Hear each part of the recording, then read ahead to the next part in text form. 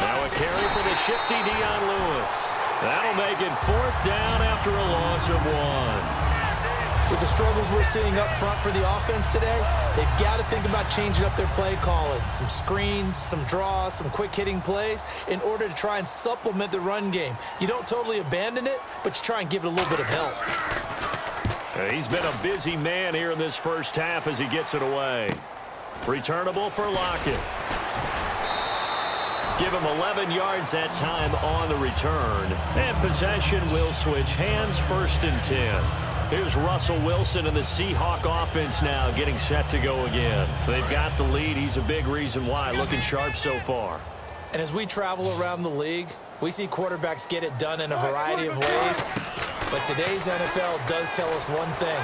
If that guy doesn't play well, their team's not going to win. And right now he's got his team in the lead. And now they'll look to extend that lead. Oh, man, that was close. The opportunity to change momentum, big play, right in his hands, unable to come down with it. A sigh of relief, no doubt, on offense that fell harmlessly to the ground. 2nd and 10. It's Wilson again. Complete. Richardson has it. And he takes this one all the way across midfield into enemy territory down to the 40-yard line. A nice job there, Charles. They picked up the blitz, were able to complete the pass. That had the total feel of a quarterback in control.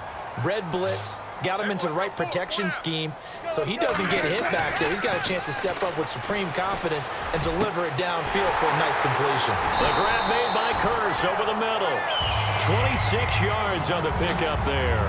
And that'll be good for a Seattle 1st down. So we are at halftime. Never mind, Larry, forget your halftime report. Apparently, we are set for the 3rd quarter of action already.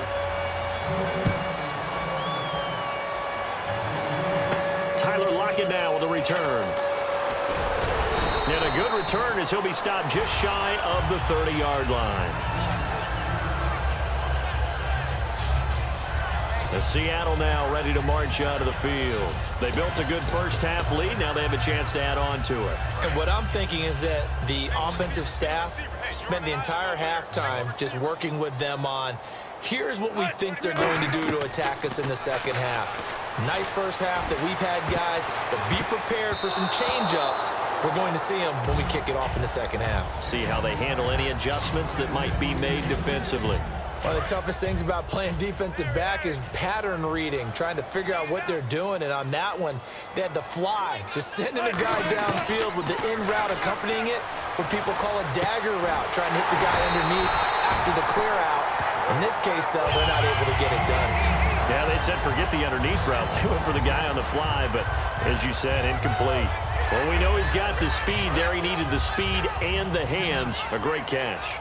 And because of that speed, you have to respect it as a defender. So you have to either play off or make sure you're somehow in contact with him, and he's able to do exactly what you said. Use the speed to his advantage and go up and get the football. That's a big-time play right there. Well, the numbers have been good in the passing game, and certainly a big reason why they have the lead. But now here, 3rd quarter, maybe go to the run game a little more? Yeah, perhaps. I mean, after that incompletion, a little credit to the defense for shutting them down on that play. Maybe you try and run the football. Tyler Lockett, and he's got his man in stride, complete. And all the way in, touchdown, Seattle. Tyler Lockett, his 2nd touchdown of the afternoon. And the Seahawks add on to their lead. And when a Hail Mary is completed for a touchdown pass like that, I think any defensive coordinator just puts their face right into their hands. I don't think there's any doubt about it. And I don't have stats in front of me. I don't have the empirical numbers that say that in recent years, the Hail Mary pass has been completed more than it has been. But it feels that way, doesn't it? And I know the defenses are spending more time on it. I think the biggest mistake they make is that they play everything from behind the receiver. I think they've got to start getting people in front as well to try and knock the ball away.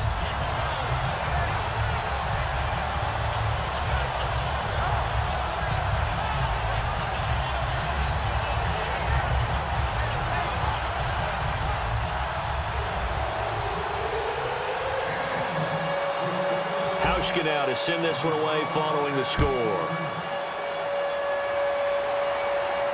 This is taken about 7 yards deep. And he'll take it back to about the 19-yard line.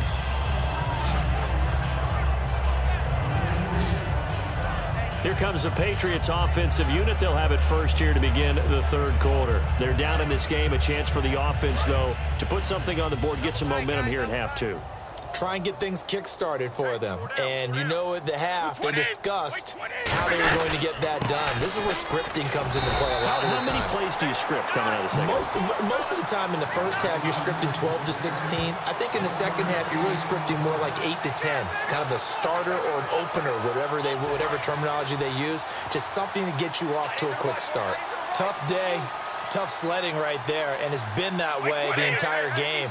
Not a whole lot of room to ramble for him. Yeah, you're right. It's been that way all afternoon. Didn't get a whole lot better there. Give him 3 yards, and now they're left needing a conversion here on 3rd and 6. I do know from experience that when you slow down someone's running game, you're now doing the dictating on defense. And guess what? Now you're getting ready to tee off on their quarterback because they have to throw it all the time.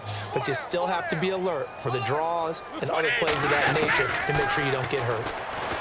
Brady, and incomplete. He had nowhere to throw, so he just tossed it away. But that brings up 4th. Sometimes the coverage is so good, no matter what you're doing on offense, you just can't shake anyone free. They try their best to find someone open, but they took away every passing alley, every angle, and shut the play down. Now it's Lockett. An excellent return that time, 26 yards. And it'll be Seahawk football, 1st and 10.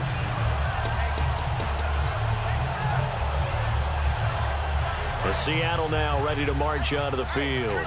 And that recipe on their last drive that resulted in a touchdown looked pretty good, so they'll be hoping to do that once more.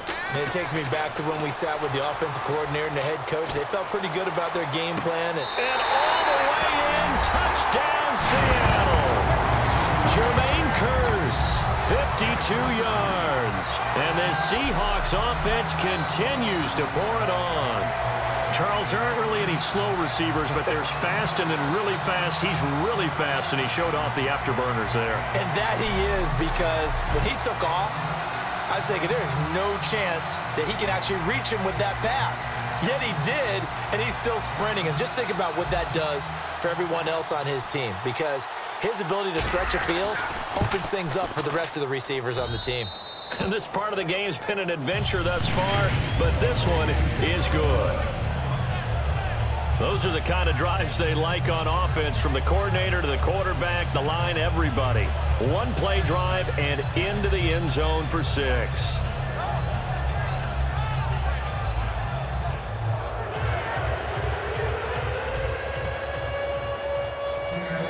Hauschka now to send this one away following the score.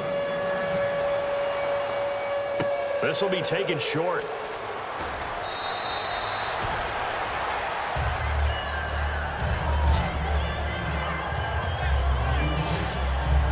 The Patriot offense now set to come back out onto the field. And on the last go-around, they really couldn't get anything going. They had to punt from deep inside their own territory, which means they're going to lose the field position battle as a general rule. What they're looking for now is a little more consistency, move the ball at least a few times on offense, get a couple of first downs, and hopefully flip the field. Yeah, just something to build off of. That's what they're looking for here. Brady now to throw, and that's off the mark, incomplete. The former Bill, Chris Hogan, the intended receiver. That incompletion, Charles, gives me a chance to put you on the clock real quick. NFC teams last year that did not make the playoffs that might make a push this coming year. Well, 3 that come to mind right away that we thought were going to be in 2016. Minnesota, remember the start they got off to before that didn't work out so well for them. Arizona, we thought they were a lock to be in the playoffs. In fact, many of us called them Super Bowl contenders. And Carolina, the defending NFC champs going into last season, they didn't make it. So I think that all 3 could return to former glory. I'm going to give you one way off the pace here. You ready? Let's go. The Los Angeles Rams. Ooh. They get the young quarterback going, and that defense continues to live up.